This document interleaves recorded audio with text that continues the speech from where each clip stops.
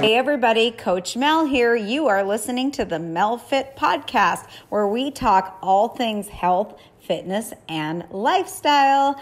I am a personal trainer, a nutritionist, a chef, a food prep coach, a food shopping expert, a life coach, and a marathon coach. My hope for all of you listening is that I bring you some kind of value and knowledge with my 20 years of experience in this field. If you are loving the content that I am putting out, please let me know.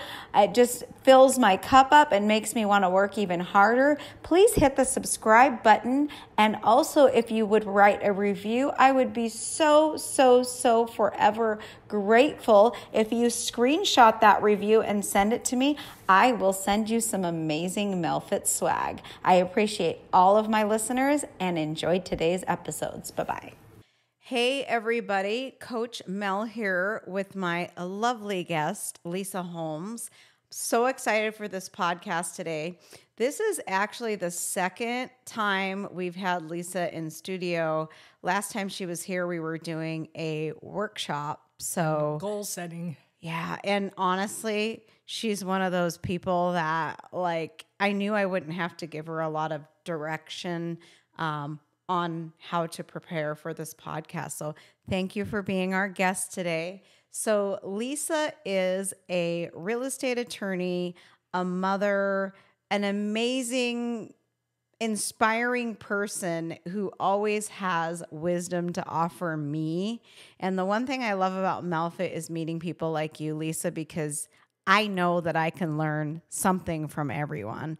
I don't know everything. So we're going to take you on an inspiring journey of how resiliency, consistency, and adaptability can help you reach your goals. I know that if you're listening, that you're walking or you're on a bike, that you are going to be inspired and that you're going to take a little nugget from this. And I am most capable of helping the person that I used to be. And Lisa is the most capable of helping the person that she used to be. So I think you're really going to enjoy, especially if you haven't started yet or if you're stuck. I think you're really going to enjoy the way that Lisa, her perspective on this whole weight loss journey, her perspective on life, her perspective on, how she handles when they get really rough. I'm not going to give too much of it away. Lisa and I have been working together since October of 2023, and I have really enjoyed your check-ins. They make me laugh. At times they've probably made me cry. She's definitely had some hardships. So she's going to take you down the story of where she's been, what she's been through, how weight has affected her, what kind of diet she's been on, what her generation grew up with, what the options were then, what they are now. And she's going to tell you what her total weight loss is. But let's roll. Enough about me. Are you guys ready? So, yep. All right. So let's roll. Thank you very much for inviting me to be on here today and talk with you and share hopefully some interesting stories and some information that things that I learned that might help somebody else learn or for them to be able to use in their weight loss and health journey. I am of the generation of women who we had, crazy diets in the 70s. That was when I think the first time we had protein, weird shakes that you could drink, and diet soda came along. Do you feel like that's when protein powder was developed? Is that when you started seeing the I don't remember shakes? Doing so much protein powder. At that time in the 70s, the goal was basically the weight loss was more you never appreciated where you were. Oh. Where it's like if you could go back to where you were then, you would have been just fine. So you didn't appreciate yourself the way you were. You always had to be better. And in that case, better meant like really skinny. And you tried to lose weight as fast as you could, doing the weirdest things, eating, cabbage soup. And that's when we started having some of the processed food that was supposedly lower in fat, less nutritional. I mean, when I grew up in elementary school, we thought the future we were going to eat like the astronauts and wear paper clothing, and our food was going to come out of the wall from was going to be like a pill, like the Jetsons. Yeah, kind of like that. Yeah. So I'm in early 60s. I'm in my early 60s right now. So that that mentality of growing up with that, like in my teen years, then as I got into my 20s and the 80s and my 30s and the 90s,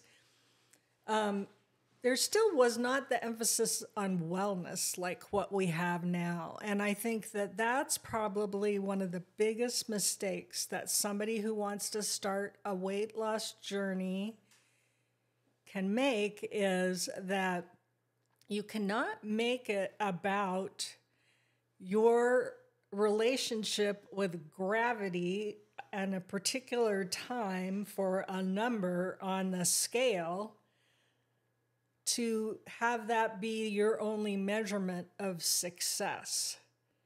Because there's so many things that go on in your body.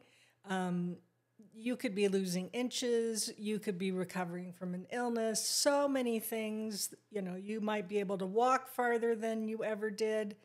And your body has a bunch of complicated processes going on, things that you do affect it. And I think that one of the things that I would say to somebody who was thinking about starting out is you need to find other ways to measure your success. You have your goal and your vision of what you want your life to be, but you better have some other ways to celebrate successes besides just that number on the scale. Or ...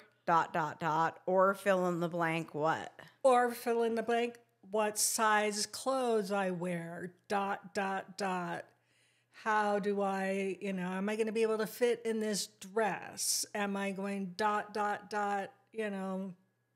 other things like just being realistic about the process and not getting yourself into a mindset where you're going to be all or nothing.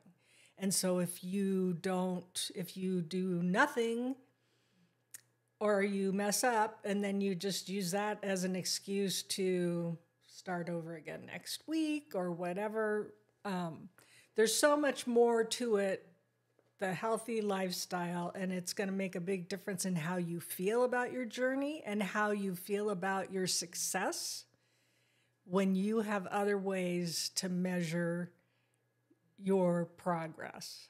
I so agree. And that is something so, but back then when I was growing up, it was the only way you measured your success was how you looked, what the number was on the scale, and did you do it as fast as possible.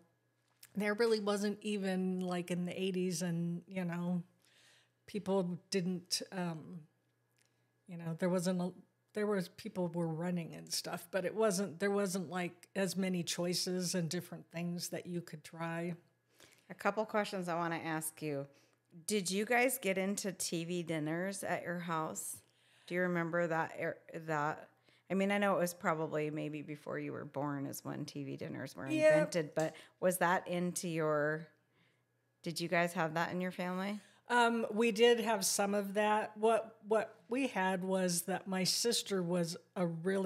sister was a really picky eater. Mm-hmm. And she would only eat like a handful of foods. And my dad, we were living in Anaheim, California, and my dad worked in LA. So he always was coming home really late because he had a long commute. And my mother, which of course is very understandably, said, I'm not cooking more than 2 meals. So you can eat what your sister eats or you can eat what I fix your father, but he's not going to be home till after you have to go to bed. So you're just going to get to eat what she eats, which was like hot dogs, apples, carrots, just bread, toast, it wasn't a big, variety of things. Yeah. So there was, there were convenience foods, and I think the convenience foods nowadays, I mean, we do still have convenience foods, but I went to Pilgrim's yesterday. It was like, there's so many convenience foods that we have available to us now that are actually healthy. Yeah. They're made from healthy ingredients. You could pick up a salad with your dressing on the side and all of that. Whereas convenience foods then was not going to be healthy for you. It was going to have some weird chemicals in it, and it wasn't necessarily nutritionally sound, and nobody even really worried about nutrition. I know I saw this thing where President Ronald Reagan and Nancy were in their living room with their TV tray and their TV dinner. A, the TV dinner is crap. B, we're already starting to go down that road of a sedentary lifestyle. As a president, that they were so proud of that picture of them in their living room with their TV tray, and I'm like, oh, that's awful. I know. Michelle Obama, I love her. She's really, gotten into schools and active. So the one thing that you said about the era where people were skinny, like I remember my mom being like, bell bottoms and skinny, like 103, 105. I really don't remember people being muscular when I was a child. Like, either they were overweight or they were skinny. They weren't fit. Yeah. Is that pretty true? That's pretty true. I Like, mean, because the nobody girls' arms aspired to being fit. Muscular. Or muscular. Yeah. Oh, yeah. If you were too muscular, then, You were weird. You were a weirdo. Yeah. And even, the things that we did was we, swam in the swimming pool. We went out, you hung out on the beach. You could see like the surfer dudes. Those guys had some muscles. Probably Arnold Schwarzenegger was just starting maybe his thing. We had Jane Fonda and Suzanne Summers and her Thigh Master. And it was like that kind of stuff where again, the emphasis was more on how you looked and how fast could you do it. How fast could you do whatever you needed to do to look the way you wanted to look? Never appreciating what you were already able to do and how that could help you reach your goal. And just like the whole mindset, like the Reagan thing, they, were trying to project what they thought, what the families across the U.S. were doing. Well, the only thing that we really had, like in grade school, was we had the president's physical fitness award that you could get, and you had to do certain things.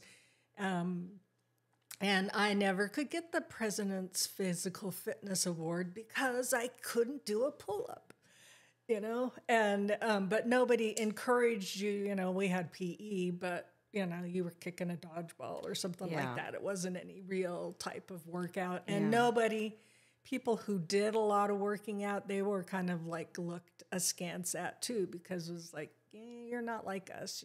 You should just starve like we do. Yeah. And do the same thing. You're working too hard. Yeah. So that, so I always grew up with that. I always feel like I really wish that somebody would have encouraged me to appreciate more where I was. Yeah. Because I was perfectly fine. Yeah. And I did not need to do all the things that I did. Yeah. But then I got in my mind that I was not good enough. Yeah. No matter where I was. Yeah. And so then as time went on, then that was when you get used to feeling that way, then, you're not encouraged or, inclined to say, hey, I can make my life better. Yeah. I could do this because, you weren't encouraged to think that way. I was telling my twin sister, Our mom, anything that she made was not healthy. We never remember her exercising, and she never gave us any advice on, you know, how to. We were thin for a long time. I didn't start gaining weight till I was 19, but my older sister did, and I never remember my mom trying to help her.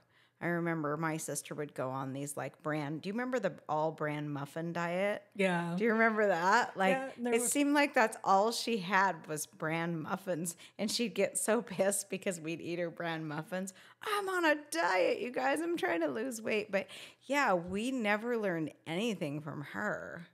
Everything that everything that I've done, and I've kind of figured it out for myself on myself, but it's frustrating that it wasn't taught to us.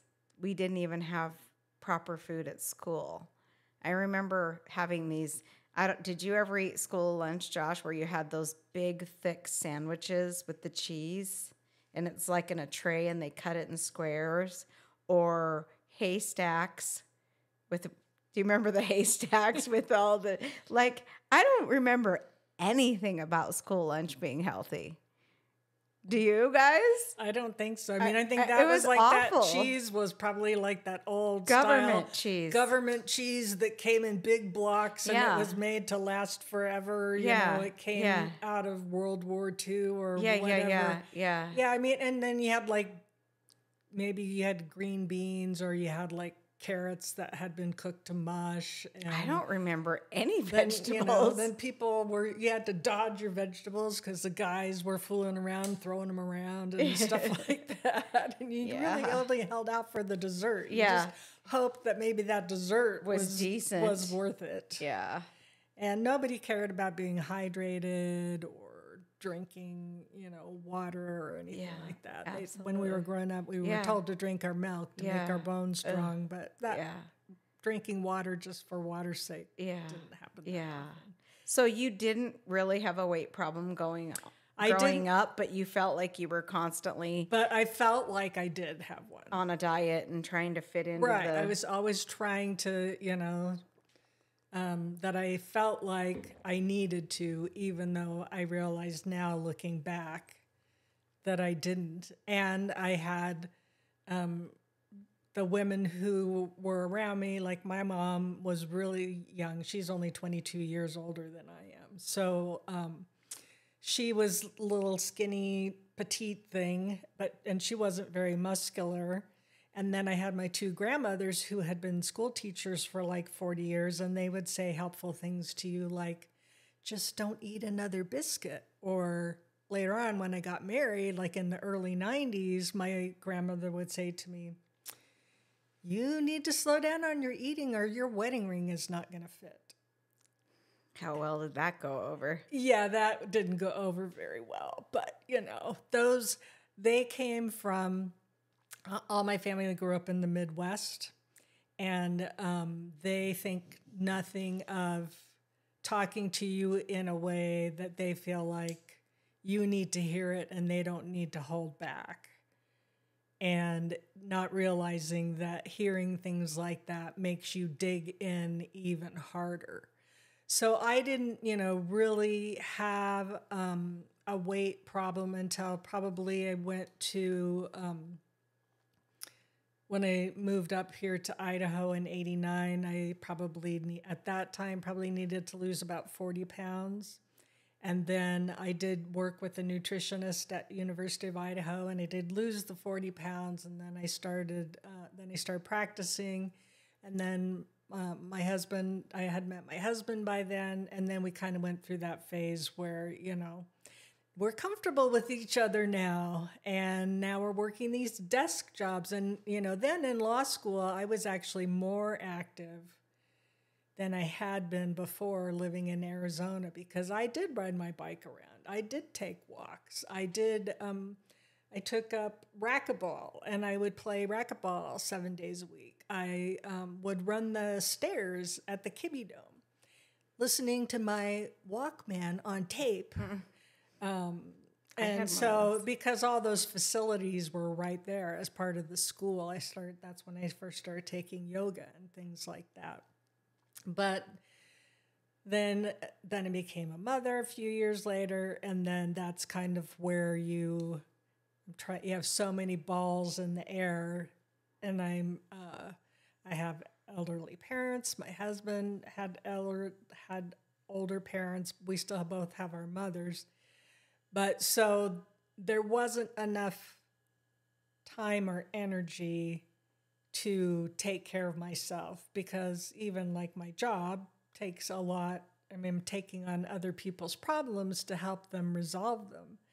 But I cut myself, instead of doing things that weren't sustainable, I just was like, I don't have the bandwidth for that. We didn't even have bandwidth then, but that you realize later looking back, like, yeah, you should have been carving some more time out and saying no to things. So when then once my son was a little bit older, then this is kind of a funny story. So at 49, I mean, I still was trying to eat better and do things, but I wasn't following a particular program. And at age 49, I got this great idea that I was going to start running with my friends, my online friends from Disney chat groups, because I'm a big Disney girl from growing up in Anaheim. And I was going to start running these Disney races with my friends so that I could meet them. And then people would stop asking me, why are you going to Disney again? And so I knew nothing about running.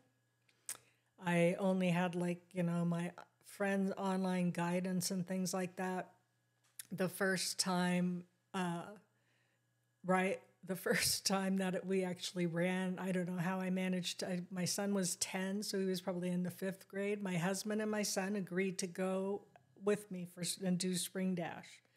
Well, that was one of my first races. Was the Spring Dash. That particular I didn't even really know what a 5K was back then, and now I'm a marathon coach. And that was 5 miles, and I had no clue how far 5 miles was. So I thought 5 miles is about like at 1 mile, right?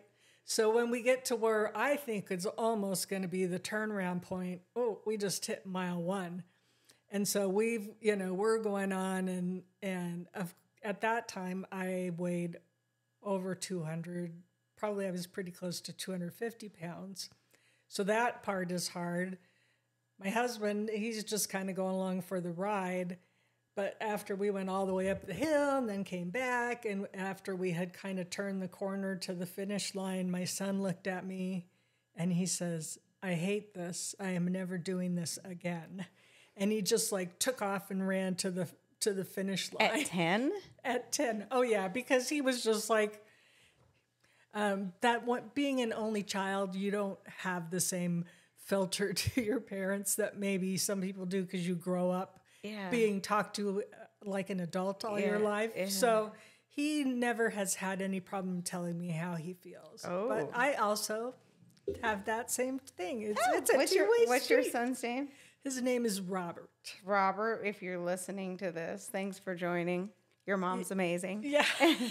Yeah. So, and he just took off running. I mean, it was a disaster, and it could have been like the end of that whole idea of running. But instead, what I did do was then I started talking to my friends who were runners. I learned about Jeff Galloway and the Couch to 5K program. And then I also hooked up with our local Fleet Feet here in town, and they have a program called No Boundaries that's kind of like the Couch to 5K, except then you're going out with a group. They have the intervals, and so, I basically learned how to be a runner. And I still, I was a runner for 10 years, and, that's awesome. Then I really learned how, and then I had my runner's brain, and I had things figured out, and I would be able to, depending on how I was feeling, I used different intervals. And So I had like this whole little bag of tools that I have for running, and how, how am I going to get up that big hill at Bennett Bay? Okay, you're not, the weather's 10 degrees hotter than you thought. Okay, how are you going to adapt to that? So I used to live out there. I know that hill like the back of my hand. yeah, boy, I always hated it when it was time for that. I mean, and going downhill is just as hard as going uphill. But it was fun. And while I was doing it, it was not always fun, but I always liked the way that I felt after I had done it. So then in 2013, so I'd been running for a few years. So I was still doing these half marathons, and I was weighing over 200 pounds, and it was hard, and I was slow. It takes a long time. But then I joined Weight Watchers, and by then they were a little more holistic in their approach. They were not just, we didn't always just talk about eating or activity. By then I had like a little Philips step monitor that I could use, to figure out my activity. Then they went out where they have, multiple pillars, like the mindset pillar, which that was the one that was always missing. If we would have had the mindset stuff in the 70s and 80s and 90s when we were growing up, that would have made a big, big difference to all of us instead of yo-yoing all the time. And the sleep and the importance of, having that it takes more than just one area of your life to work on to make yourself healthy. And also less emphasis on particular numbers and more emphasis on being well and feeling good in your body. I know. I was telling Josh that the other day because we've been celebrating his success. And everybody saw Josh in the very beginning with me lose, how many pounds, Josh, was it in the beginning? 50. And then, he had some tragedy and loss, and, you just, it comes back on, but we're getting it back off again. And I told Josh, I said, what do you think it is? And I was like, that's a silly question coming from a coach. I know what it is. It's everything. Everything. Yep. The way you feel about yourself, your self-confidence, the way your attitude. If your attitude sucks, everything's going to suck. Yep. So, yeah, I think just as a whole, the mindset, do you feel like that's what's helped you, Josh, is your mindset? And I always tell people if they're like, oh, you need to help, if I'm working with someone, then they want me to work with their spouse. And it's like, they have to be ready. If they're not ready, if their mind isn't right, then, it's not going to work. You've got to have your mind in the game. Yeah, and trying,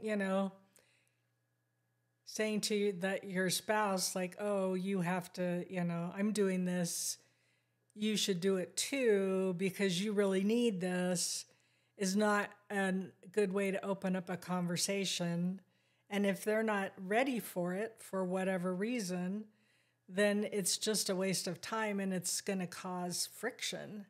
I mean, if somebody would have told me, like with my grandmother's telling me to leave the biscuit behind because my wedding ring wasn't going to fit, it was like, I didn't need to hear that. And, whether my wedding ring fit my hand on a particular day or not really wasn't that important. But they came from the generation, if you were married, you showed that you were married and you still had that. So I think that it's really that you have to want it for yourself and not necessarily for reasons like I'm going on vacation or, I want to have a certain size or something like that. I think you have to want it for yourself because you want to feel better. Yeah, my new, we just launched my new Melfit 365 program. I don't know if you've seen some things about it, but it's a year-long coaching program. and we address all domains of life, health, wealth, life, spirituality, everything. One thing I wrote was it was something like, you know, what if you gave yourself a year? If you gave yourself a year, you've essentially crossed the finish line before you've even begun. And the analogy for running is always there. In all of my big race years, it never mattered that I crossed the finish line. I knew I was going to get there because of what I did before. The journey. Yeah. That's what matters. And if you're not mentally prepared to go on a journey, and I got 6 weeks, I got to drop, it's never going to work. You got to be in it for the long haul. And I always say I wait for no one. Years ago, when I was at my heaviest and I was at my lowest, I always had to have someone come with me. Like, I couldn't start a diet, or I couldn't start working out at a gym or go to a class unless someone was with me. And I remember that I was waiting for this girl, and her name was Jane. And I went in, and I remember looking out the window in the parking lot, and I thought to myself, and then I would look at the class, and I'm thinking to myself, if you don't go in, you're never going to get anywhere. People are flaky. They don't show up. I always say I've got over 800 people on my Melfit Connect group, and a lot of them live here. How many times have I invited people on things and no one shows up? Good thing that I wait for no one, right, Lisa? Yeah. I'm going anyways. I don't know what's stopping people from showing up, but it is freeing when you're okay with being alone. If we waited for our friends, if we waited for our spouses, where would we be? Yep. Or the same thing if you waited for the perfect time. You can't wait, because waiting only keeps you where you are, where you're not happy, where you don't want to be.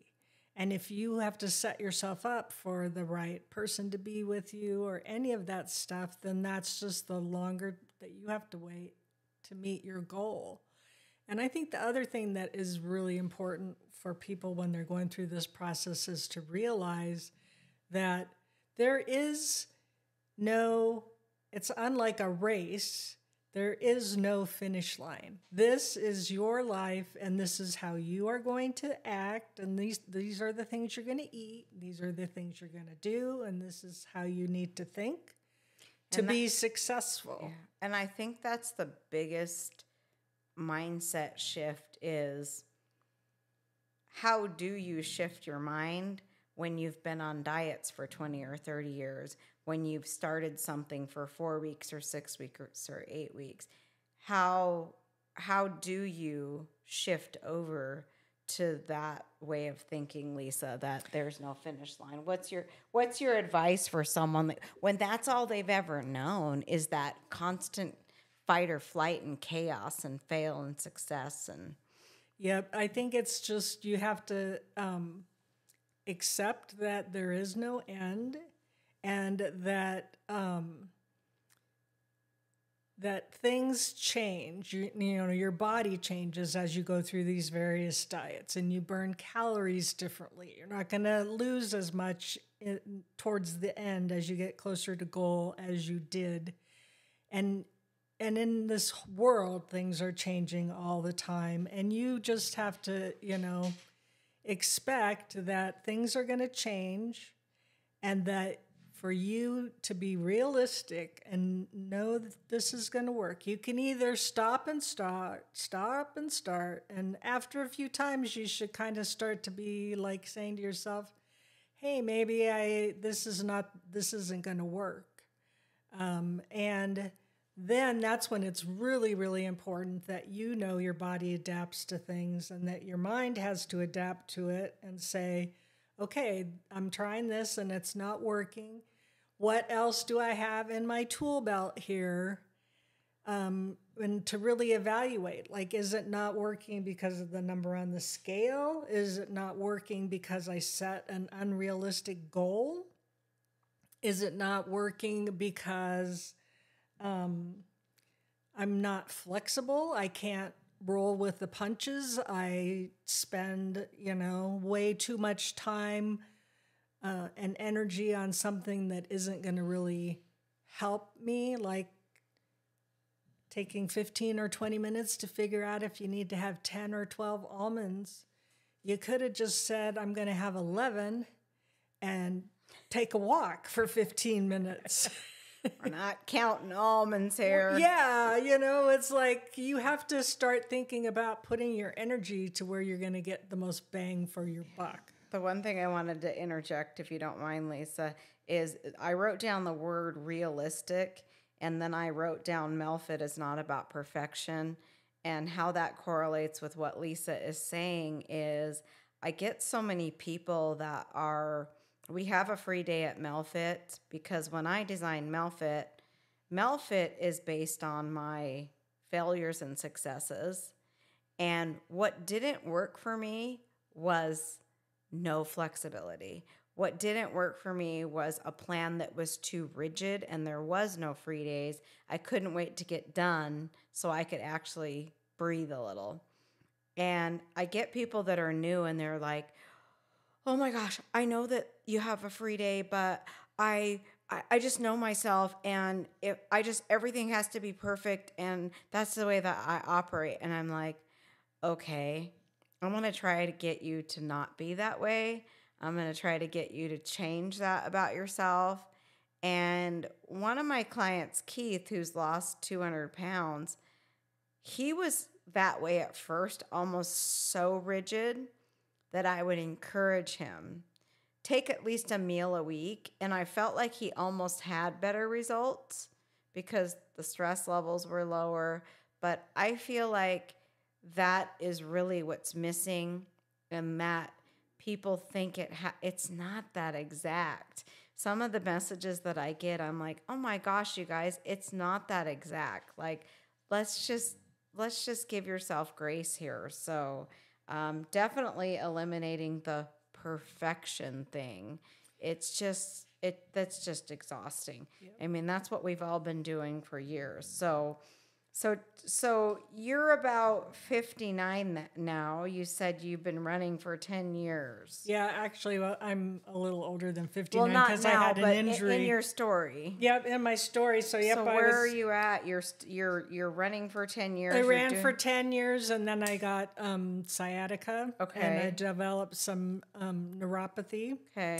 And I also have an autoimmune system that gets flared up for no reason. I have multiple autoimmune issues. And so I never know what's going to set it off, and what part of my immune system is going to be acting up. So I have a lot of inflammation.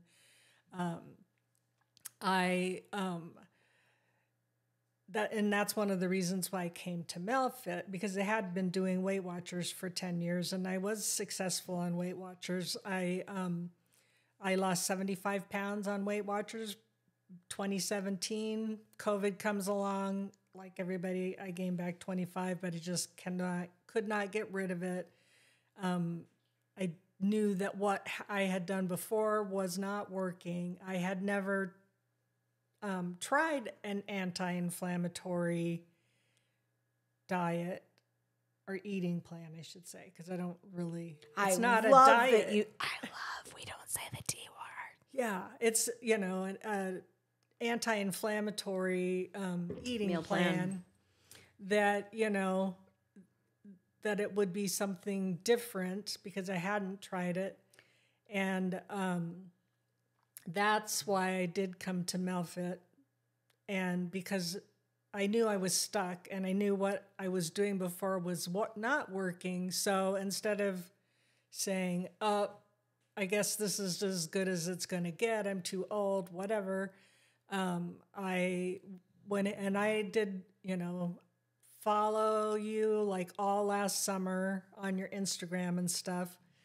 And I kind of felt like I thought that, now of course that I know you, I don't think this, but just watching you, I was just like, I think that she could really help me. And I really like the way that she does things, but she might be too intense for me. She might expect more from me than I think that I am willing to give right now. Well, I appreciate your honesty.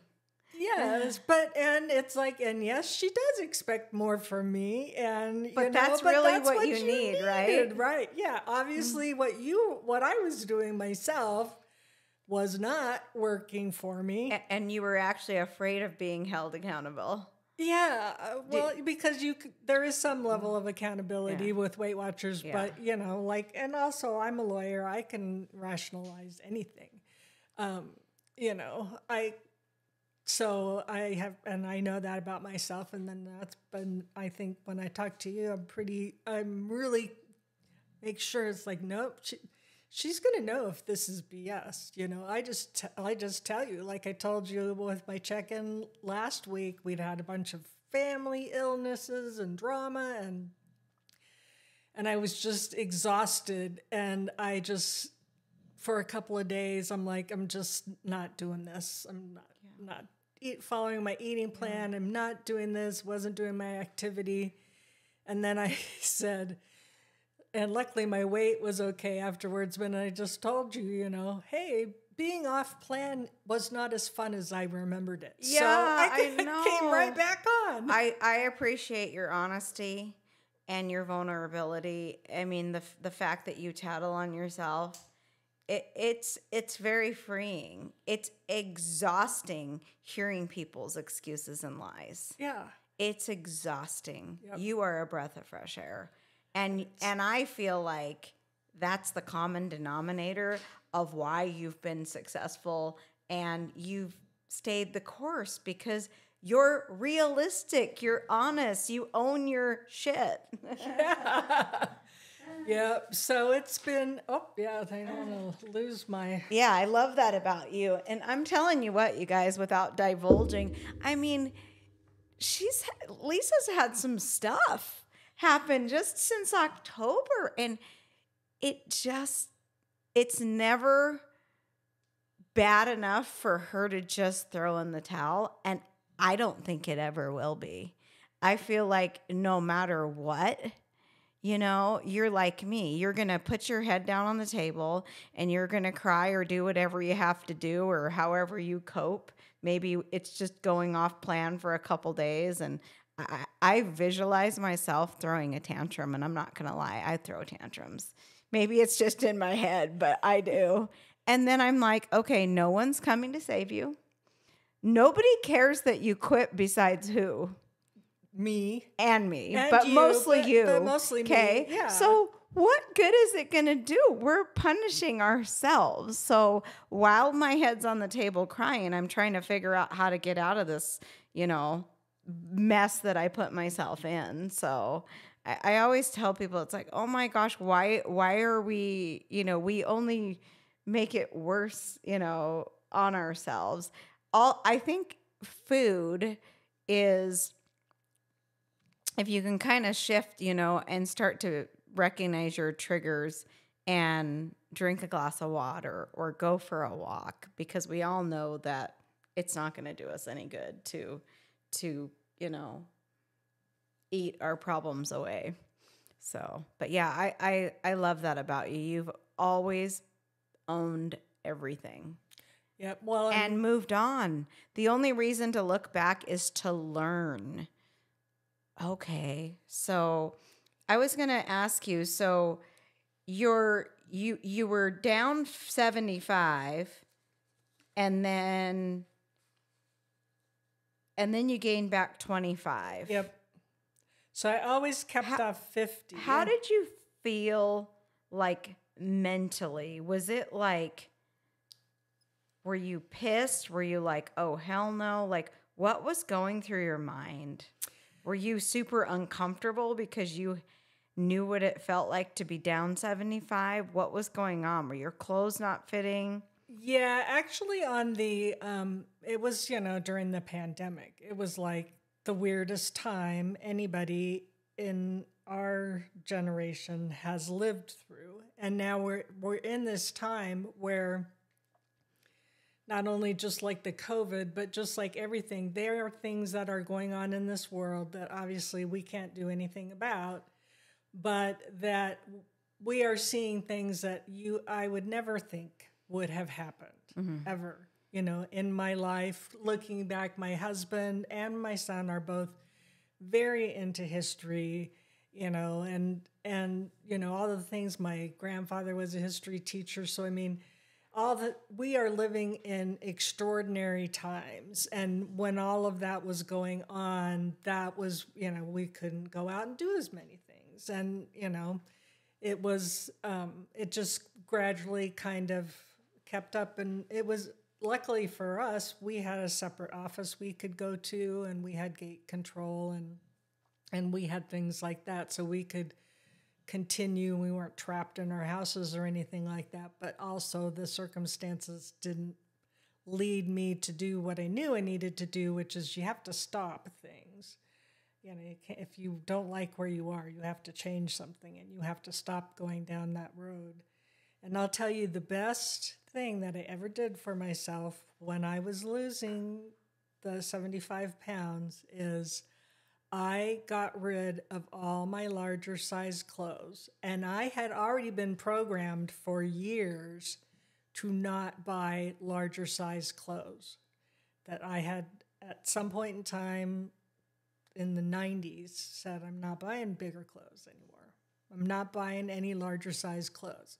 And so by getting rid of all my clothes, and I knew I wasn't going to buy bigger clothes, and the clothes I had were uncomfortable, I did not give myself a place to go back to. That's super important. If I gain 5 pounds, I'm in a different size, and I gave all my bigger clothes away. Well, my twin sister did not, and I remember at one point of her 30-year, up and down roller coaster weight loss journey. Mine was about 20. She slowly got back into those clothes. Yep. I mean, I think here's the analogy. If you have it in your house, it doesn't seem like a big deal. Oh, even though those jeans are your largest jeans, where if you only had a set size and you physically had to get in your car and meet your maker and walk down the hall of shame and buy that bigger size, that's different. Yep. We need that.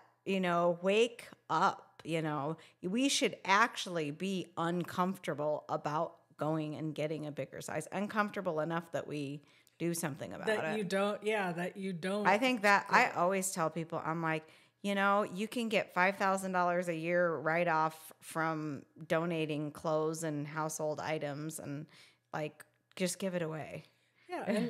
And if it's you have a favorite outfit or a favorite shirt or something, if it's really that important to you, then, and you really want to keep it, then go take it to somebody and have it altered. Is that even really worth it in this day? It's probably not. Oh my gosh, I didn't have anything that I had liked so much that I felt it needed to be so expensive. altered. We had a couple things altered a couple of weeks ago, and it's been a while. Usually I don't buy anything that needs altered.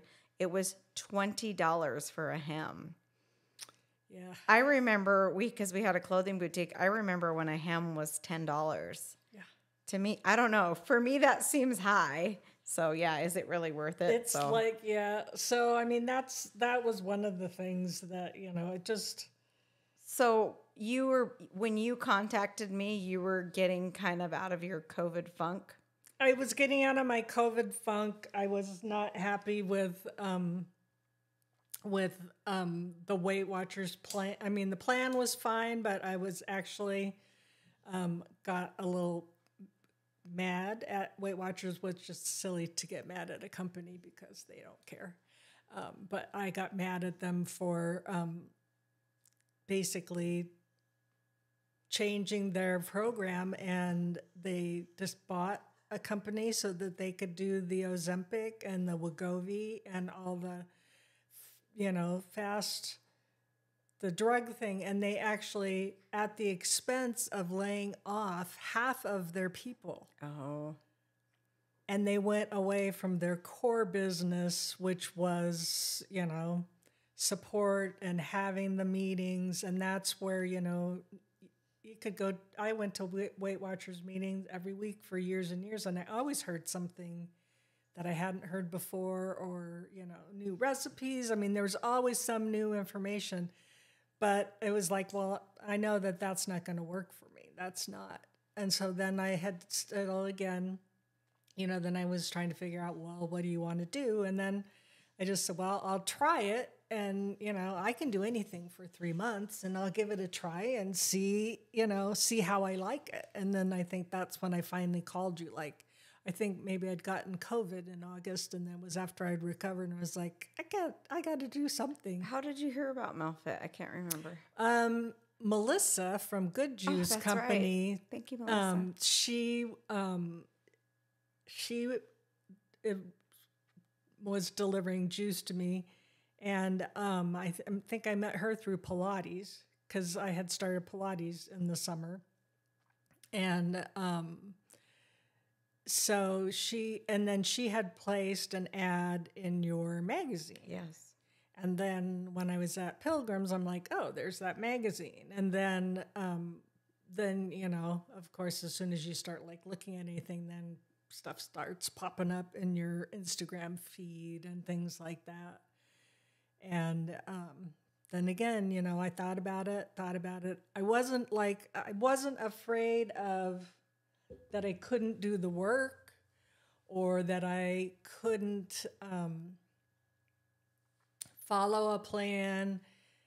But I think that the thing that did hold me back was I don't mind being held accountable. I mean, because I know that I need that, because I can be accountable to, my clients, my family.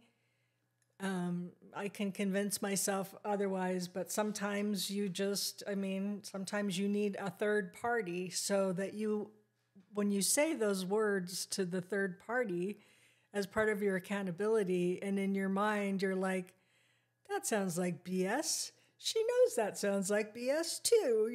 This is why you're just honest and realistic and say like, yep.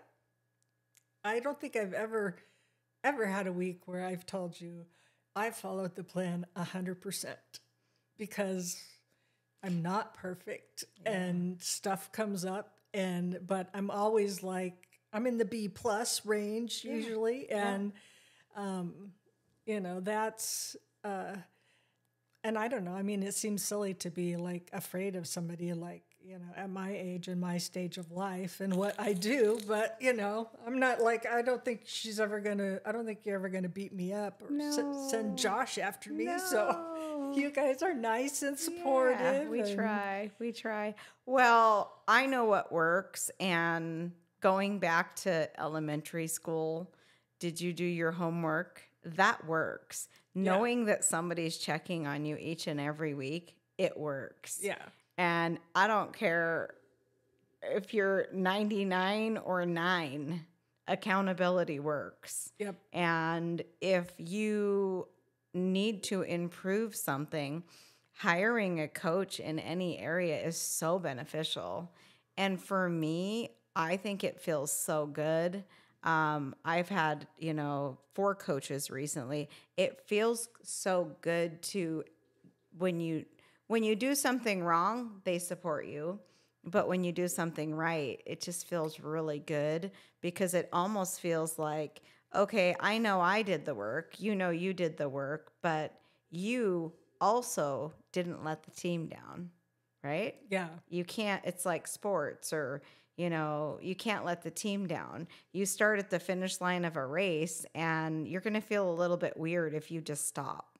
Yep. And don't go all the way through the finish line. What are you going to do? Turn around? Yeah. Like when you're a part of a team, it feels good. Yeah. And Melfit is an army.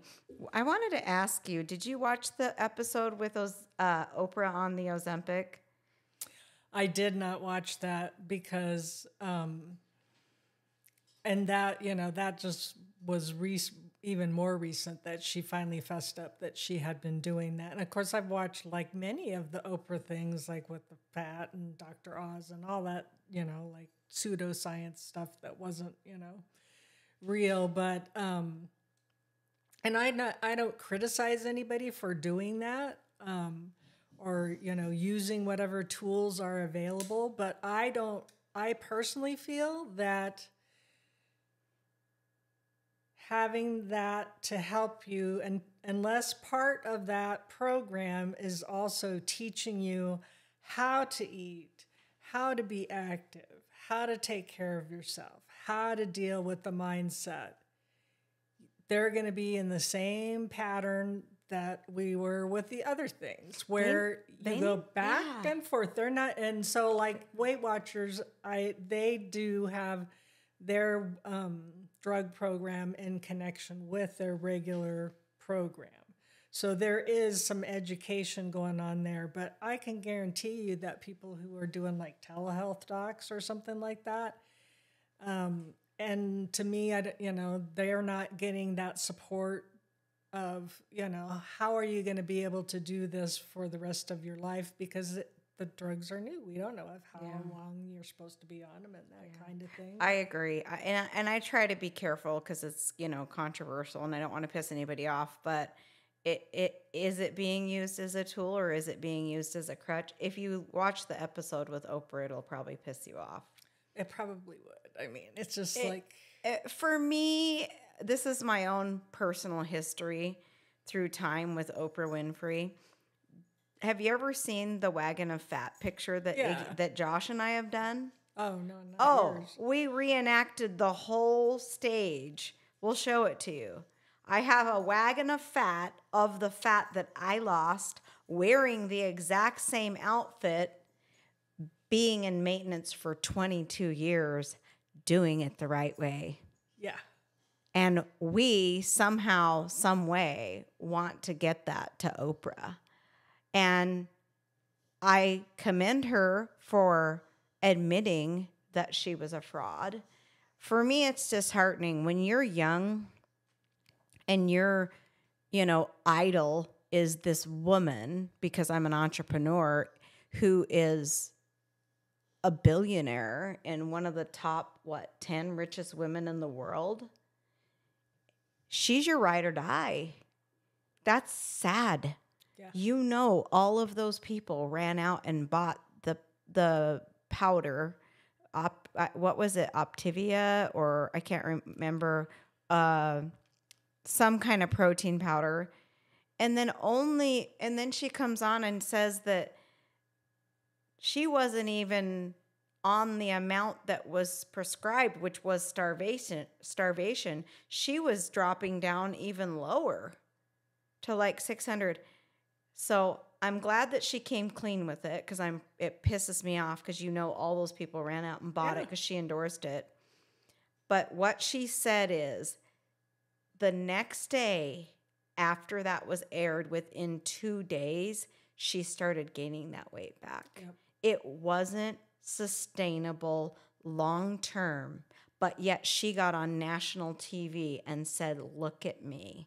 That pisses me off. Yeah. What was the other thing? So now, if you listen to her episode, they're going into how it's basically it's in people's brains, and it's like, okay, I guess the word I'm going to use is, I think that the episode that she did saying that she's no longer with Weight Watchers and now she is admitting that she's doing Ozempic, it is even more confusing to people who have already been that's what I'm just going to tell you. You can decipher this for yourself. You've already been misled by this woman several times, and she's admitted it. Is she going to be your ride or die? Is she going to be your constant? Just a little bit of food for thought. Yeah. I'm so curious to ask people. And right now, we still have freedom of speech. So I'm going to exercise it. And I think that, you know, the long way is actually the shortcut. If we could pile up on this table what Lisa's done and what I've done, you know, we would have already been there. It's like, and all the money that we've spent. And, you know, another thing that I say, and people may think it's snarky, is, yeah, everybody thought that the COVID vaccine was a good idea too. And look where we're at. So come on. It's sad that women especially are so desperate to lose weight that they would consider things, and I'm guilty too. I've done it. Consider things that we know nothing about the long-term side effects. That's all I'm saying. Yeah. Well, It's just so sad that we're willing to do anything and not even think about the consequences. And there's consequences of yo-yo dieting, ruining your metabolism and your body. The poor body is just trying to keep us alive. It's trying to keep up with all the crap we've all been doing to it. And our body is already confused. So then you throw more things in the mix, and it just, and people are so out of tune with their bodies. They don't even know what feeling good feels like. yeah. Well, Because they've felt like crap for so long. Okay, I'll get off my soapbox now. it is true though, because it's just like, and that's why I think, you know, like, why having those personality traits like resiliency and being consistent and adapting to changing circumstances and ways of doing things, because your body adapts as you are doing things and making progress. What worked before doesn't work because that's biology. And so you've got to switch it up, and you've always got to have something else in your toolbox to try, because you know that not doing anything that's a no-brainer. That's off the table, just like bigger clothes. That's off the table. So take us through your journey with Melfit. So What's not trying to make you give us a plug for Melfit, but in your experience, what did you think? I mean, what was different for you? How was it? Was it what you thought it was going to be? It was, and it wasn't. It was better than I thought it was going to be.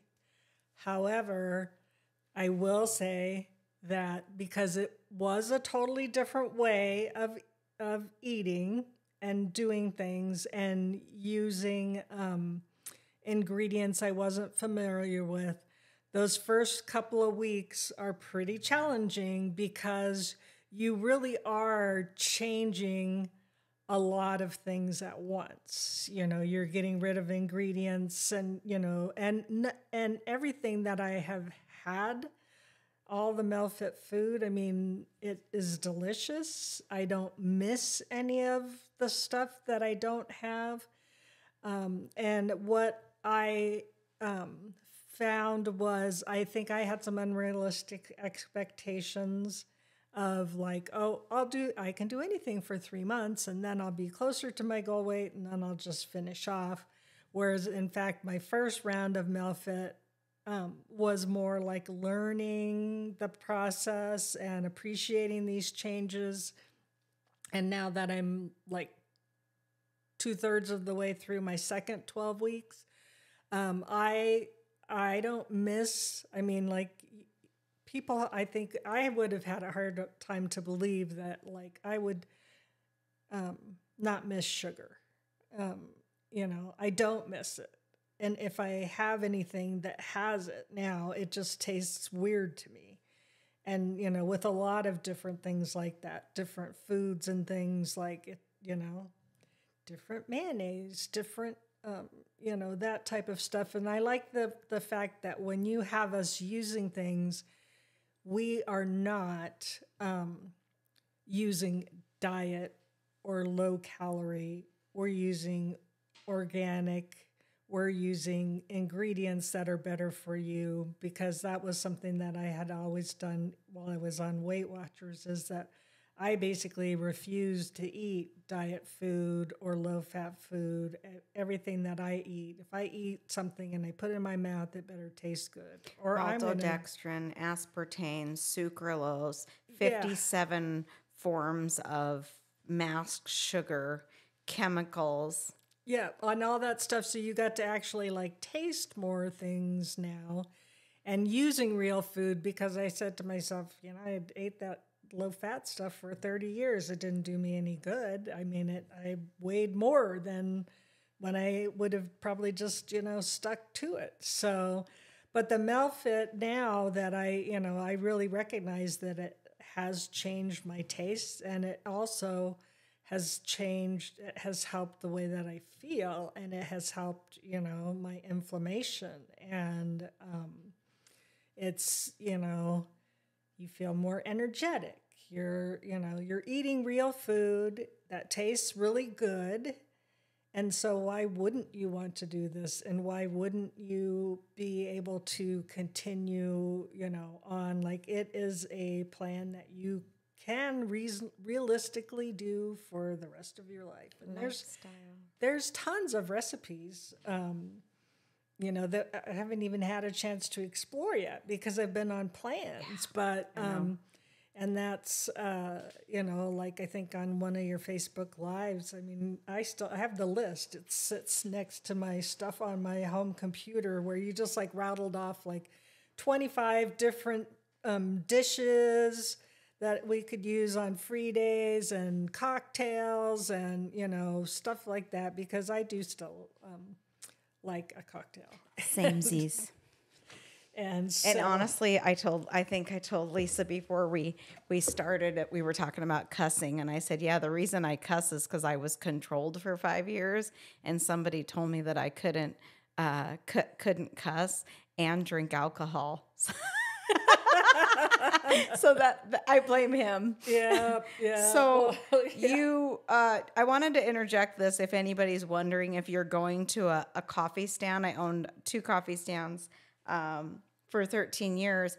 I was probably my heaviest when I was consuming, and I was drinking 9 shots a day. So I was consuming a lot of the sugar-free syrup, which we use Torani, which is made with aspartame, probably Splenda sucralose, that kind of thing in some of them. But I think that if you can really get into like the,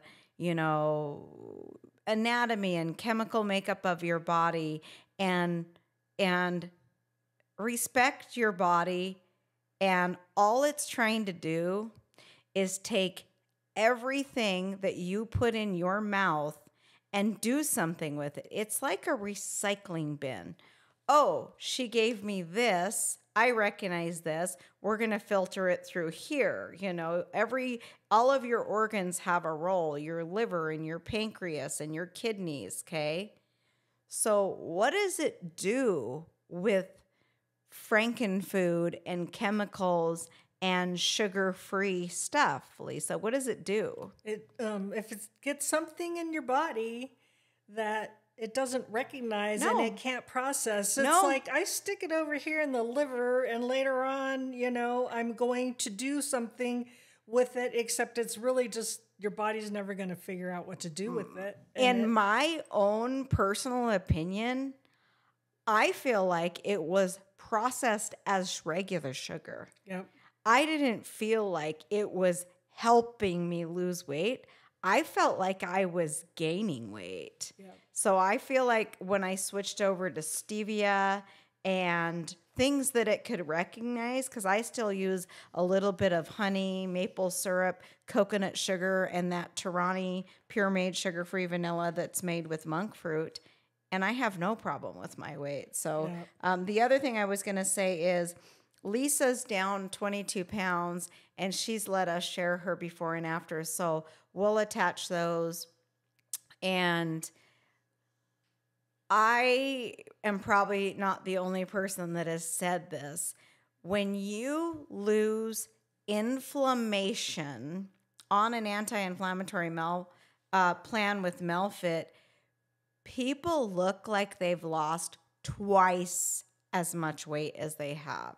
Lisa has this tank top that she wears for her before and after pictures. And when you guys, if you're listening to this on the Melfit podcast, I would highly encourage you to go over to our YouTube or go to our social media and take a peek at her before and afters. In my opinion, and I've been looking at naked bodies for over 20 years, you look like you've lost twice as much weight as you have. Yep. I mean, it's unbelievable. Yep. So what do you feel like? I feel like, You've lost- and I think that it's not only that I've lost more, but, I really care more about how I look and how I feel, mostly how I feel before how I look. And also, what's my energy level? Am I able to do all the things that I want to do? And I can tell you that I have had several people that haven't seen me for a while because I started running group again, joining them. And so I've seen some people I haven't seen for a few years.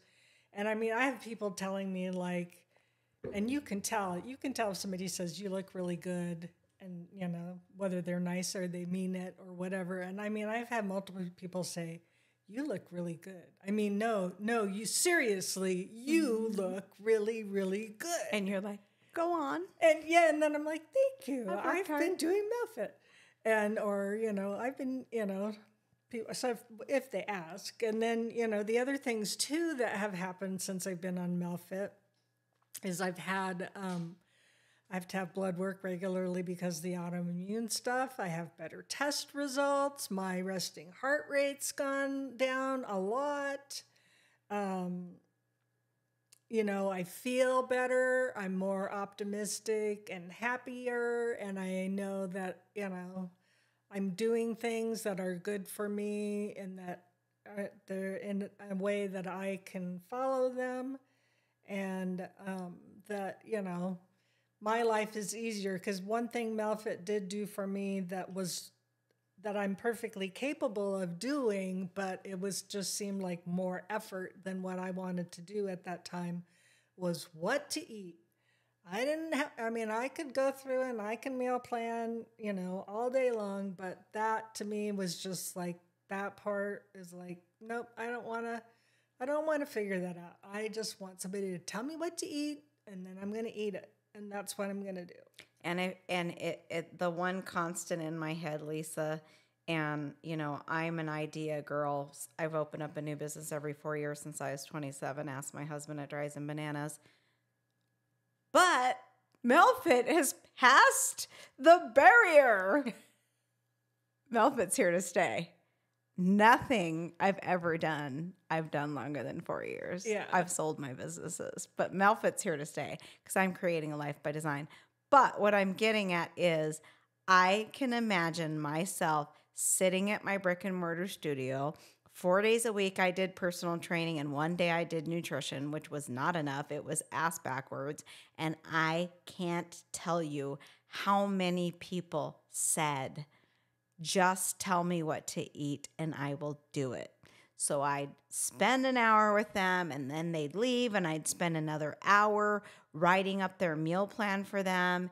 And then they'd be back in 2 weeks for another one, because you're going to get bored, right? And that's when it clicked with me that most people can muster up a walk or a workout, but the real issue that I could help people with was the food. Yep. I can make it taste wonderful because I'm a chef. I can break it down into easy recipes.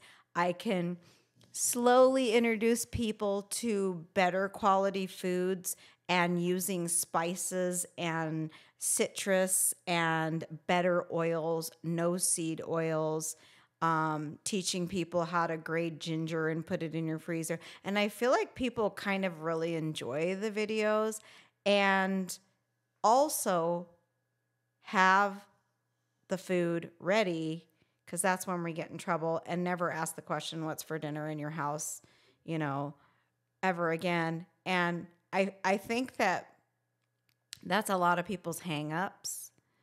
Oh, I can't eat the same food for, and it's like, take the emphasis off the food. The food is just to keep your body alive.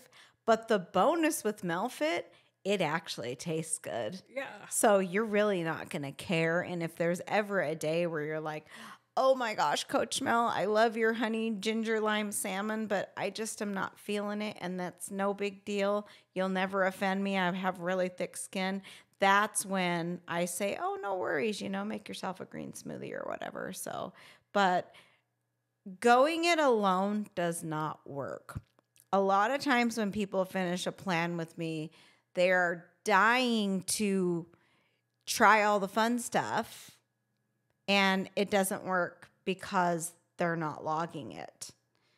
It doesn't work. Okay, if you're having a handful of nuts and you're having my green smoothie, which has nut butter, and then you're having something for lunch that is high in fat, and then dinner, like, do you know, the macros aren't correct. Right. I'm not trying to portray a plan that we're counting almonds, but there is some skill that is involved in this.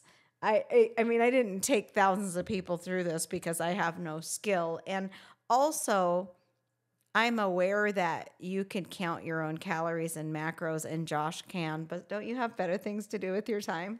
Like, come on, let me do the drive it and just jump on in. Like, it's all there for you. And when I sell a plan, I always tell people, I want to sell you the vacation, but I don't want to take you on the plane ride. Do you want to know why? I want you to be like, oh my gosh, especially, you know, Lisa, who's done Weight Watchers and things like that. And if she's seen what's out there, I want you to open it up and be like, holy smokes, this girl even gives the spices. She tells me the best prices. Like, I want you to be blown away. Yeah. Well, and that's why I don't take you on the plane ride. Yeah, because, and it is, I mean, it was just like, wow, because, you know, you also think in your mind when you do these eating plans that they're not going to taste good. And that's one of the long-term things that I have learned. If I'm any place and I eat something and it doesn't taste good, I'm not going to eat anymore, even to be polite or even, you know, I don't care. I mean, it's like, it's not worth it to eat something that doesn't taste good. Do you feel like you look different? So you're pretty much back to your fighting weight. Yep. Do you feel like you look different? Your body do you look different or feel different than you did when you were sitting 75 pounds down? Is there a difference? The difference between how I felt being 75 pounds down and how I feel now is that I actually feel better because I am eating better quality food. Oh, good. I, you know, it is helping with the inflammation and those markers, and, you know, my skin is better and my hair's growing, and, you know, I have more energy. So that's why I say, like, I don't care so much about the number. I'm more interested in how I feel and what can I do, and do I have enough energy to do all the things that I want to do? Because yes, being at your goal weight is great, but if you can't keep up with it or keep within, you know, a reasonably close to it, and I think that you do have to expect, like, well, I'm getting a goal weight. It's not a number, it's like a range. Yeah, I have my range you have your where, low you know, range, high range, and, you know, that's the all or pants nothing. are getting a little bit tight. So yeah. Okay, so go ahead, Lisa, with whatever you want to say. Do you want to continue with your story? Do you want to get into questions? We can get into questions, or go ahead. or we could talk about my quote, since it's kind of like what we were talking about. Okay, let's start with the first question, and we'll just make sure that we get everything on your paper and you say what you want to say. But what is your favorite quote? This is a new quote that I just discovered the past couple of weeks ago, and I think it really relates to what you are always trying to tell us about having a vision and turning your vision into reality and how you have to do that. And it was one of those kinds of things, where you are thinking about things and throwing things out, and then the universe throws things at you, when you've got that vibe. So this is a quote from James Clear. He's the Atomic Habits guy. Oh, yeah. Okay. And he has really, really good ideas. He's the guy, I think, that, does the habit stacking, and he's very sensible. And his approaches and things, I like him a lot. So this is what James Clear said. Any time in my life when I have managed to go from a vision to a reality, the vision has not been a plan, but a practice. In other words, what matters is not having a vision, but rather making a habit of returning to and revising the vision. For the big things in my life, I'm always coming back to them week after week, sometimes day after day. As new information arrives, the vision gets updated. The dream becomes more crystallized over time.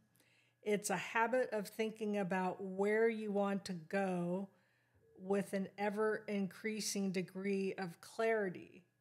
You do not need a vision, you need the practice of envisioning. Oh, I love that. And it's that, the whole thing, the practice of envisioning, not only for your healthy lifestyle, but for every single thing that happens to you in your life, whatever your work goals, your family goals, whatever you have, is that you have the practice, and that kind of goes back to the adaptability too, that we were talking about earlier. The practice of envisioning. Because I think a lot of times when you talk to people and say, what is your vision? Where do you see yourself 5 years from now? That is like a kind of a question that you feel like deer in the headlights. It's like, I don't know. I don't even know how to do that. I can come up with a thing, but in reality, that's part of being successful and being resilient and persevering, is that things change. The world changes, your body changes, your family changes, your friends change, and you need to be able to adjust when that happens. And so the practice of envisioning and changing, I thought, it was... That's awesome. I was amazed when I saw that Josh, quote. we need to attach that quote. And honestly, that quote is so helpful for Josh and I, because Josh is our project manager for Eats on Spokane Street, and we have had some stressful couple of weeks. I was so irritated last week, I actually went in my closet and screamed. It was one of those, I didn't know whether to scream or cry. I think I might have done both, but it's the perfect quote for where we're at. Is, we've had a vision, but we have to be realistic that sometimes the vision changes. And that's what derails people. And that's why I scream, because no, that's not what we want, because we're dealing with the city. But it's like, no, that's not what we wanted. But if we, that's perfect, right, Josh? So perfect, so spot on. So you just have to be able to Thanks for sharing. Change that. Yes. Yeah. Who is your biggest cheerleader? I would say that my biggest cheerleader is me. I love it. I have a group of friends that are also good cheerleaders. And of course, now I have coaches that are cheerleaders. And I kind of am a people pleaser by nature. That was who I was when I was growing up. I was the good girl, and I was the one, and I'm a little less than that now. But that you're the only one that's going to live in your own body, and you have to be happy with what you're doing. And yes, it's nice to hear compliments and things from other people, but ultimately you're responsible for your own happiness, and you need to work and acknowledge that. See why I like Lisa? It, Josh did a rapid fire question on me, and it was similar to that. And I said, I'd like to thank me. Yeah. And people can take that however they want, but it's taken a long time to get like this, right? Yeah. Where we can actually give ourselves a pat on the back. So I love that. It gives me the chills. All right. Where do you see yourself 5 years from now? 5 years from now, I will still be doing Pilates. I really love Pilates. I think tomorrow I will be doing my 350th class in nice. 18 months. Oh my gosh. And I will also be continuing to run 5Ks because I am going back to running. I'm going to keep it at shorter distances, and I'm not going to worry so much about time, just being out there and enjoying myself. I will still be working. I will be closer to retirement. I'll probably be retiring within the next 10 years or so, 7 to 10 years. I'm going to be I'm going to be continuing to work on myself to keep all my strength, all my mobility, everything that I need to do to keep my health on track, and then just continue to do what I do, which is, I help people. That is my job, and I help them, professionally, and I also, help other people with other things too. But that's kind of the nice thing about being in my generation.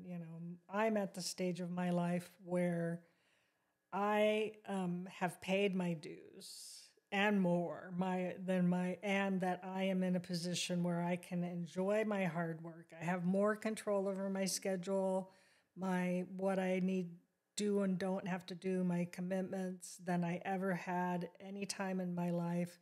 And now I'm at that point where I get to reap the rewards. Living a life by design. Yeah.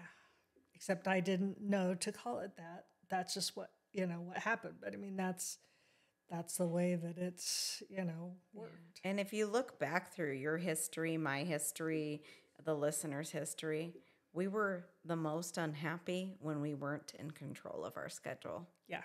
It is freeing when you can, we had Lisa at 11 and I asked her to come at 9, and we're both kind of that way. We're in control of our schedule, and it feels really good to have a choice about our time. We're not, 9 to 5ers, and, I love it. Yep. Oh yeah. I never worry about traffic. Yeah. I don't schedule appointments too early. I don't schedule them too late. Yeah. I mean, so many things by having that freedom of your schedule. It's amazing. Yeah. Yeah. What advice would you give someone listening who hasn't started yet? My advice to them is to, and we talked about some of these already, be realistic, be patient, be flexible, listen to, if you're going to do a program or something, do it, listen to your coach. Yes, you know your body better than anybody else, but you're not perfect. No one's perfect. You're not going to have all the ideas. And just like you'll hear things from other people, listen to your coach. I mean, that's what they're there to help you. They're not there to make your life miserable. They want to help you. That's their calling. And, so use the tools that you pay for. And then especially, I think the most important thing is to make sure that you have multiple other ways to measure your success besides just a number on the scale. And whatever that looks like for you, whether it's clothes, energy, how far you can walk, whatever, But don't limit yourself to measuring your success by just that number on the scale, because that's just more all or nothing thinking. And it's not going to help you have a successful journey and go into this knowing that it's for life. There's not a magical end. Forever, ever. Forever and forever. I feel like that's the thing. It's like, gosh, what if you put took the finish line out of the equation? Like, come on. Wow. How much pressure are you taking off yourself? Yeah. I've got about 5 Melfit 365 clients, and I can tell that some of them are super like, okay, got to do what's next, and I have to remind them, we're here for the year, and then maybe from there another year. Like, there is no reason to get in a hurry and half-ass this. Okay, for once in your life, don't half-ass it. Let's do it the right way. And I think the domain that is the most important in my newest program is health. That's the number one domain. If people are trying to improve their finances, if people are trying to improve their relationships, what's the one constant that can trickle onto all of those? It's the health. It's the health. It's like the gateway to everything, in my opinion. Yeah. Well, and if you don't, it doesn't matter what other things you have in your life. If you are not healthy, all those other things don't matter.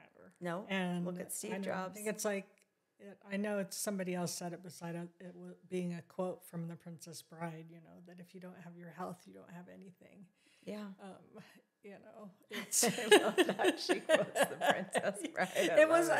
I was thinking of that quote, and I'm like, I know, where did that come from besides The Princess Bride? I know it's out there. I didn't have a chance to look to see a better source, but also too is, I think people get so involved in things that's all that they can focus on.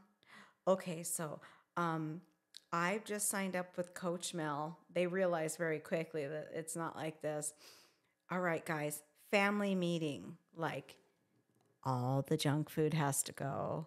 Like, I'm probably going to be a royal bitch. Like, they're giving everybody in the household the expectation that they have, experienced on all their other plans.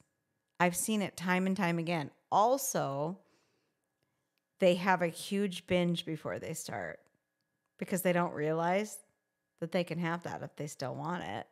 And then, oh my gosh, you won't even believe what I ate this weekend. And a lot of times their weight will be way higher.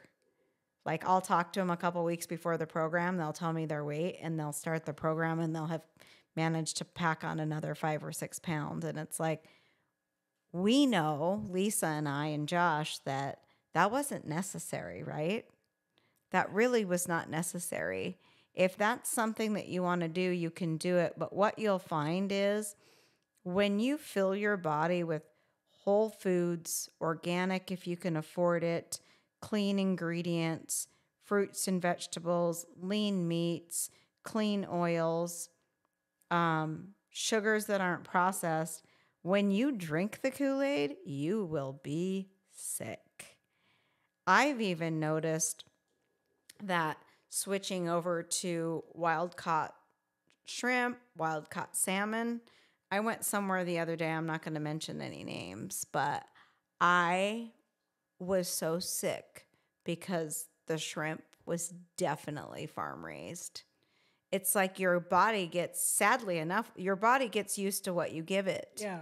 Well, sadly enough, it's the same with processed foods. Unfortunately, your body just gets used to that processed food. But when you take it out, when you put it back in, it's like, whoa, wait, don't put that back in me. That makes us sick.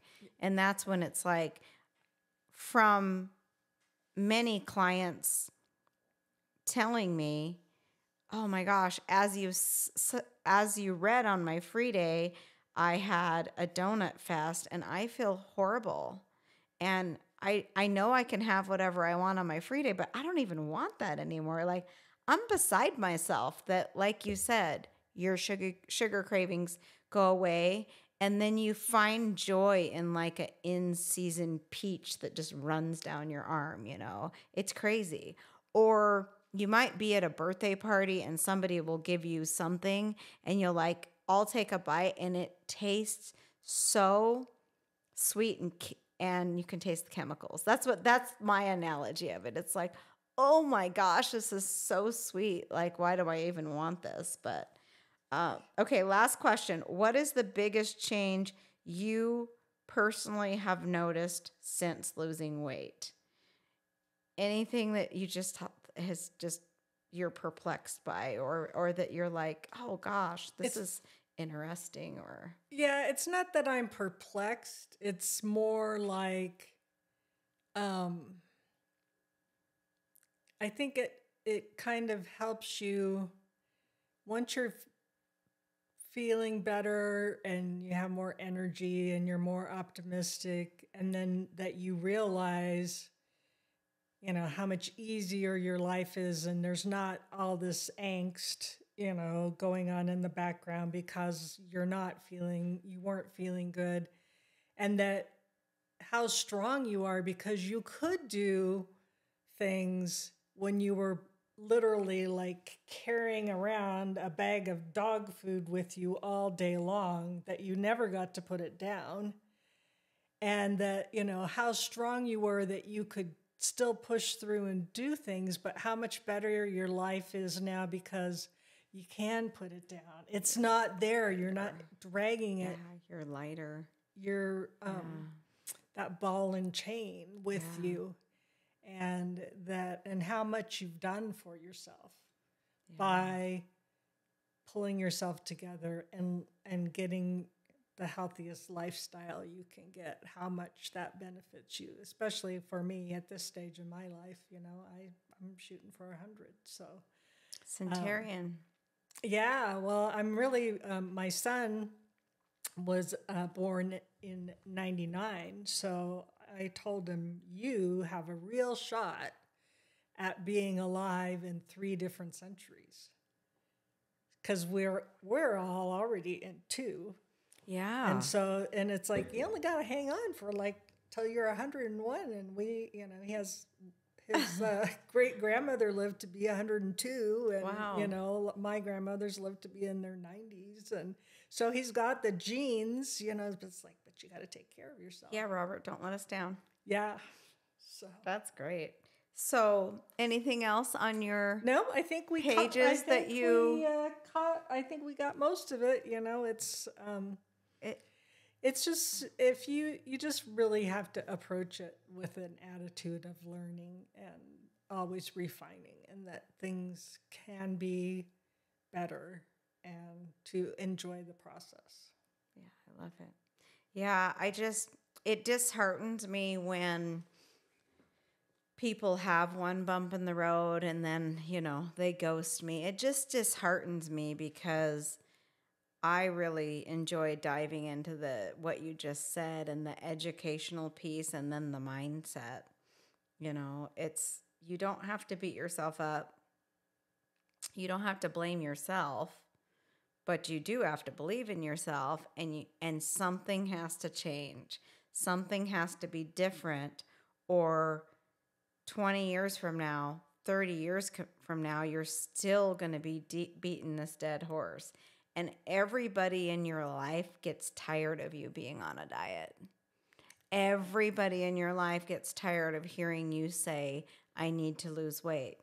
What they really should say to you is, what can you do differently this time that's going to stick? And it's definitely the mindset and then the educational piece too. I feel like I have given everybody as many tools as I can to be successful, but you actually have to get your groceries delivered. You can hire us if you're local to make your food. So it's a team. So if you don't continue, you do let down the whole team. It's like, ugh, I get that little pit in my stomach, like, oh, dang it. Yeah. It's like, oh man, I really, really would have loved to have helped this person. If you're listening to this too, we're posting today. We did a new recipe. It's called the Melfit Big Mac Smash Burger. Do you know what a smash burger is? Yeah. So you take a siete tortilla and you take grass-fed ground beef and you smash it all to the edges, and then you put avocado oil in your cast iron skillet, and then you press it down and you flip it so it's this crispy goodness. I wish Josh could have ate this with me yesterday. I didn't even want you to see me eat it. I was probably going, this is so good. And then you've got your shredded lettuce, and we made like a little burger sauce, pickles, red onions, tomatoes, pepperoncinis, vegan cheese. You have to try that recipe on your free day. It was great. So, well, it was amazing having you here today. Well, thank you very much. It's always fun to come and talk with you, and I've learned a lot of things, and I'm happy to share with people that like face your fears and do things that scare you, because you can do hard things, and it will actually turn out better than you thought it would. I love you. You're inspiring. I hope that, thank you for being on this journey with us this long. I forgot to set my timer, you guys. I was going to tell you about my little awesome timer, but hopefully you've gotten a good walk or a good bike ride, and we'll include the quote from James Clear. If you're on Facebook, right, Lisa? Are you okay if we put your Facebook handle? And the one thing I can probably go without asking Lisa is that, by nature, she is a helper. And we are most capable of helping the person that we used to be. So we're, offering you a lifeline because we've been in your shoes. And I never want to stop showing my before and after picture. I never want to stop telling people that, I know what it's like and I know how you feel. Maybe my weight loss was X and yours that you needs is X, but it's all relative. I lived in that mind. I was depressed. So yeah, and I think that's kind of one of those things where it's like, comparison is the theft of joy. Yeah. If you like if everything is a competition, well, you really should just be competing with your old self. Yeah. Because it doesn't mean that you didn't work any harder or I worked harder than you because I lost more or anything. We both had to put in the same kind of effort. We both had to make the same changes in our lives, whether you had to lose 5 pounds or 50 pounds. The process is the same. And it's about the journey and the process and not whatever that ending number was or whatever. So I think giving yourself more time is important, and being realistic. Nobody likes this question, but when I ask, how long did it take you to put on 75 pounds? yeah, and then you would say it was like 25 years, Then please give this a chance to work. Give our relationship a chance to work. Give yourself grace and allow yourself to fall down. Let us help you up. Allow yourself to get a flat tire, and we'll be there to change. We're not going to slash the other 4. So I feel like if you can just close your eyes and start to envision that is what's different about Melfit. It's a journey. On my Melfit 365 program, I asked my client yesterday, how long have you been carrying the weight of the world? Put that one in your pot and stir it. Yeah. It's like probably all your life. So how long is it going to take to get the weight of the world off your shoulders? It's going to be more than a week or 2. Yeah. So, well, this has been lovely. Thank you, Josh. Thank you, hopefully Robert. What's your husband's name? Edwin. Edwin, if you're joining in here, thank you to anyone who has supported Lisa on her journey. The more, the merrier. You can never have enough support. You can never have enough people that you can call and say, oh my gosh, I really want to quit today, or I'm really frustrated with myself. So thank you for everybody who has supported Lisa. It's been amazing being your coach. I know that you're going to be in my life forever. You're stuck with me. Thank you for all of our Melfit Army. Thank you, Josh, if I didn't say that. Thank you, Oscar, for not snoring right now. Did you see me shake him a couple times with our legs? So thank you for your continued patronage and loyalty to Melfit. We appreciate if you listen and you're not spending any money. We appreciate you being here and listening to this advice. We hope to inspire you. We appreciate you if you're spending $1 a day with us. We appreciate you if you've done any of our meal plans. You are the reason that we're here, and you're the reason that we keep going. And I am so grateful and blessed to have found my true calling. There's jobs that I've had that I've done to pay the bills. This is my true calling. This is what I'm passionate about. It comes easy to me. It was not hard to create Melfit. Melfit is me showing you how I did it and how I can help you do it. So thank you for hanging with us, you guys. And whether you're listening or whether you're watching, we just wish you, we wish you health. And if you can do one thing, it's going to better your health. Even if it's overwhelming to you, even if you can just pick up a glass of water today, that's going to help you with your health. Work on one thing until it becomes a habit, and then maybe you start walking, but don't overload yourself and overwhelm yourself with too many things if you're not mentally ready, and know that the water, it can be enough for today, right? Absolutely. If all we did today for our health is drink water, then that is enough. You are enough. So thanks for joining us, you guys. We will see you, or you will hear us on the next Melfit podcast. Have a great, great day. Bye-bye.